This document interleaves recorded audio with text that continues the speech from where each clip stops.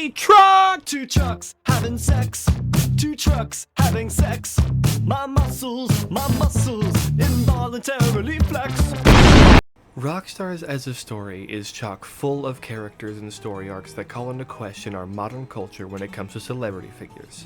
But by far what I find the most compelling is the story-spanning arc that is the slow-burn romance between the deuteragonists Chester and Levi. The relationship between these two is the lifeblood of this series, as they grow closer and begin to see the humanity in one another as well as themselves. And to this current point in the story, they're almost unrecognizable from how they started, and it all happened in such a real, compelling, and thematically relevant way. So buckle those seatbelts as we veer into the oncoming traffic that is the story between these two very traumatized gays, Chester and Levi. Just the two of us. We can make it if we try. Just the two of us. Just the two of us. Just the two of us. Building castles in the sky. Just the two of us. You and I.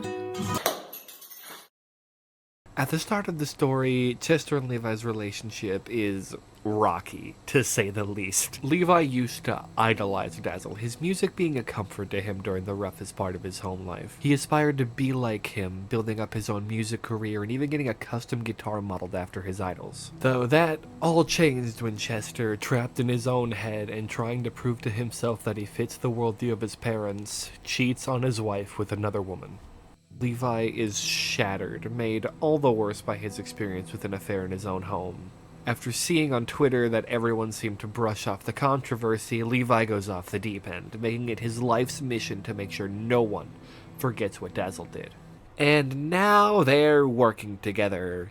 Yay! It goes without saying that the air between them is quite tense.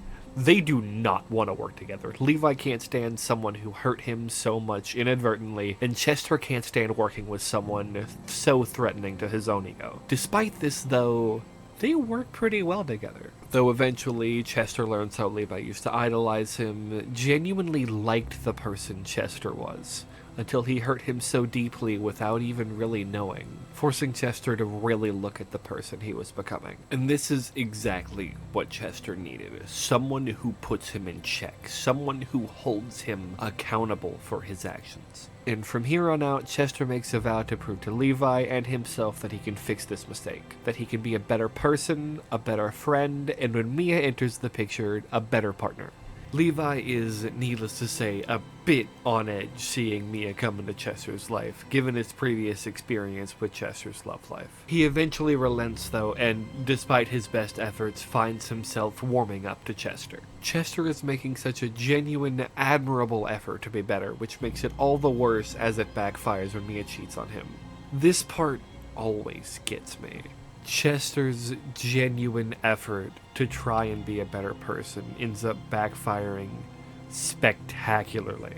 And Levi, still refusing to allow Chester into his heart and growing more and more frustrated with himself allowing Chester to get so close to him in the first place, snaps at Chester. Chester, already emotionally raw, snaps back, and many words they can't take back are flung at each other. Levi storms off, and well, you know the story by now. This is a major wake-up call for these two. Both of their vices and insecurities nearly led to their self-destruction. From here on out, the air between these two is different. Chester's no longer trying to prove himself. Levi's no longer trying to keep Chester out. Now they're just genuine friends, kind of starting over in a way. Across the next couple arcs, we get to see how this newfound connection between these two has begun to change one another. A big point in their friendship is when Levi stands up for Chester at the Rose Gold Annual, taking him out to dance when he was being teased by the other partygoers, despite having no clue how to dance. And once again, when Chester's dress-wearing self is exposed in an article, Levi stays with him through the worst part of it, parading around in his own dress and getting his own article written.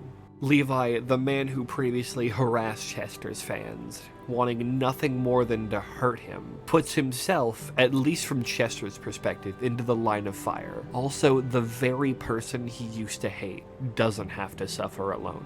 When Levi gets pulled into an alleyway by Moth when they're on tour, Chester, despite having no idea how to fight, steps in to defend his friend with zero hesitation. When he gets his ass thoroughly kicked and drugged, we get to see a phenomenon known as Feral Levi. You see, you don't fuck with Levi's purple man. Levi grabs Moth by the foot, drags him to the ground, almost fucking stabs him. Though before anyone can die, the police step in. A genuine friendship has formed between Chester and Levi, with the genuine potential for it to become something more. And then this little shit! Toby meets Levi in a bar, sweeping him off his feet with zero ulterior motives whatsoever. And seeing Levi with someone else makes Chester realize that he loves him more than anything. All these quiet moments they shared had stolen his heart out from under him, but now it was too late. He missed his chance. Eventually, though, the true nature of Toby's intentions are revealed, and Levi is heartbroken. The moments the two shared together turned out to be nothing more than a facade. A sick game on Toby's part. Chester, someone who is certainly not a stranger to breakups, is there for him every step of the way. He stays with him in his apartment, singing for him and looking after him until he can pick himself back up. This is the worst state we've seen Levi in up until now, and Chester is there with him through the ugliest of it all.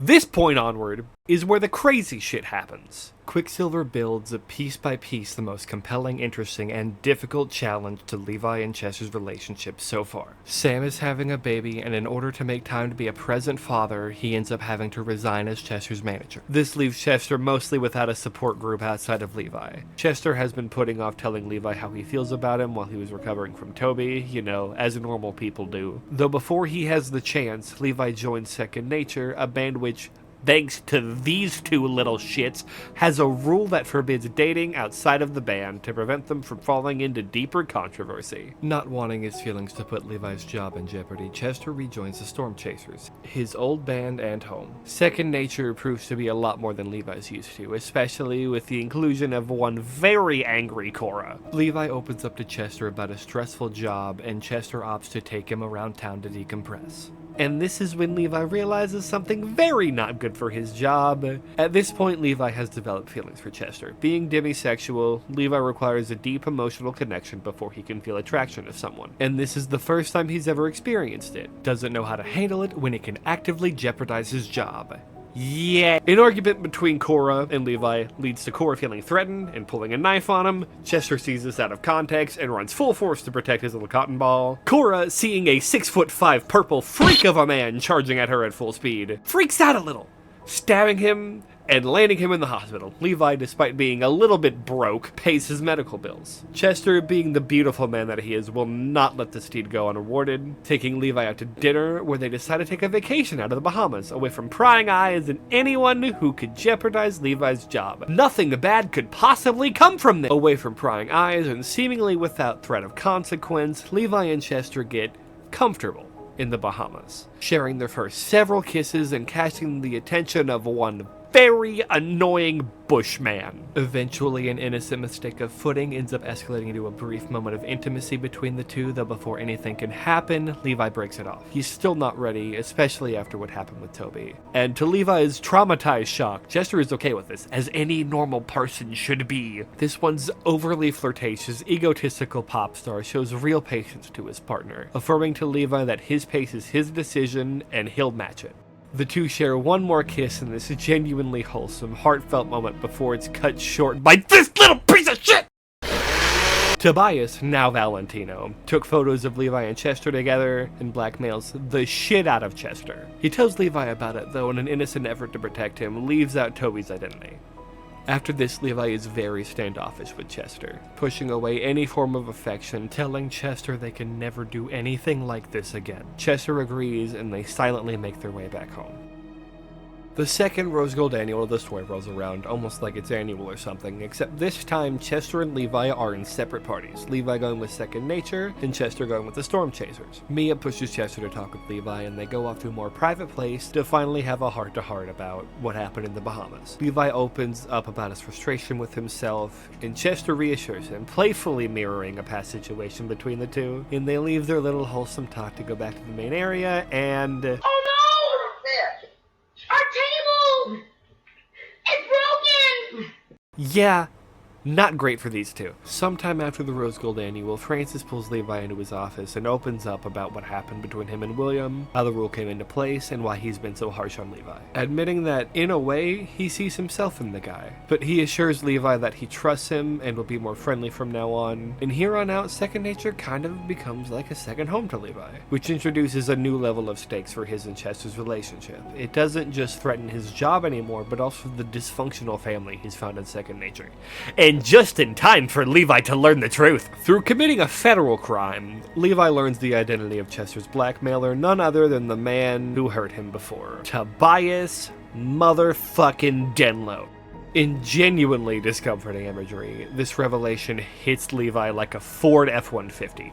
I can't believe I wrote that. Of all people to have seen him in such a vulnerable state, it was him who's tried so hard to see him in that vulnerable state, and in a way, got what he wanted. When Chester walks in on Levi's horrifyingly accurate panic attack, Levi lashes out a bit and avoids Chester for a little while, but when Chester meets him at Second Nature's window, he immediately embraces him.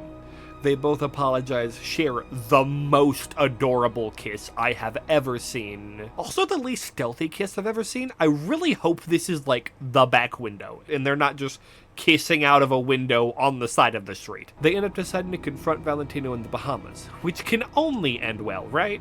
What follows is probably my favorite fight scene of the series, out of like 3 or 4, but still. Chester and Levi both fight tooth and nail to save Levi's job, smashing the camera, disarming and dis-eyeing Valentino, escaping with their lives, image, and job security. I somehow forgot to mention how well this fight demonstrates Chester and Levi's relationship with one, how well they work together, how far they're willing to go for one another, and how much they genuinely care for each other. Unfortunately, this is Rockstarz, and happiness is fleeting. As much as I want to gush about Worldburn, it's really just a Valentino animatic, so Cliff Notes it is.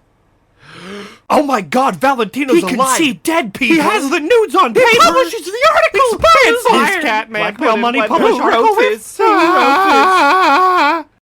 Levi is completely shattered, his job in jeopardy, his most vulnerable moment visible for everyone to see. He locks himself in his apartment. Like last time, Chester tries to come in and comfort him, but Levi just can't be around him right now. This video always blows me away. For one, the voice acting is phenomenal, except for mine. I can still hear myself tripping over my own tongue when I sleep at night. It's such a beautiful mirror of Chester's own experience. Levi locked in his home, intoxicated, struggling under the weight of this article. The difference is Levi keeps pushing him away. He can't even feel safe in his own skin at this point. Chester pleads with Levi to let him be there for him, to share their pain together like they have before, but he eventually relents, but not before taking all of the alcohol with him. Levi's father comes in to check on him, aggressively giving parental advice, and Levi ends up staying at his house while the clock ticks down. Before we get to the absolute behemoth that is Dead Girl Walking, I want to step back for a bit and talk about this romance's real-world history, because it's quite indicative of the current state of Chester and Levi's relationship. It all started with, I kid you not, toxic yaoi. Quicksilver initially got the idea for Chester and Levi being together from Say No to This animatics that paired canonically not friendly characters together in sexual situations. Quicksilver saw these and thought, what if Chester and Levi? He found himself quite liking the idea, the messy, genuinely interesting potential these two could give, and he started playing with the concept openly. This wasn't exactly well received by his peers, actually ending up on a server's public trigger list. Public trigger lists are kinda dumb, and they're very easily weaponized. So are public blacklists. Just be normal, please. Anyway, the less than favorable reception of the idea tanked Quicksilver's confidence, though thankful for us, he couldn't let it go, fleshing out the idea privately and subtly pushing the characters in the canon story towards a more healthy relationship. Fun fact, something entirely new was originally inspired by his private AU for the story that involved them fucking during the first competition and having an awkward behind-the-scenes sexual relationship, eventually catching feelings that moth ended up exposing in the press on a newspaper. When the friends who scrutinized him for the idea were finally out of the picture, Quicksilver decided to go all in, continuing their build-up and releasing the biggest video for the relationship at the time, Them Changes, which was received very well, and the rest is history. You can see how a lot of this relationship's history inspired the later half of the story, especially with Second Nature, Levi and Chester hiding their relationship for fear of scandal and job security. With all that up in the air, though, there's only one thing left to do. Plot-relevant sex! Eat your heart out, Game of Thrones! The animatic opens up with Levi staring at a text on his phone, his friend Cora telling him that Francis needs him in tomorrow. With his job's fate in jeopardy and the clock slowly ticking down, not a penny left to his name, Levi dons his depression hoodie, closing him off from the world, and goes out for a walk, subconsciously ending up at the Storm Chaser's house. At this point, the gears start turning in his head. The article is out. Everyone knows his job is most likely moot at this point.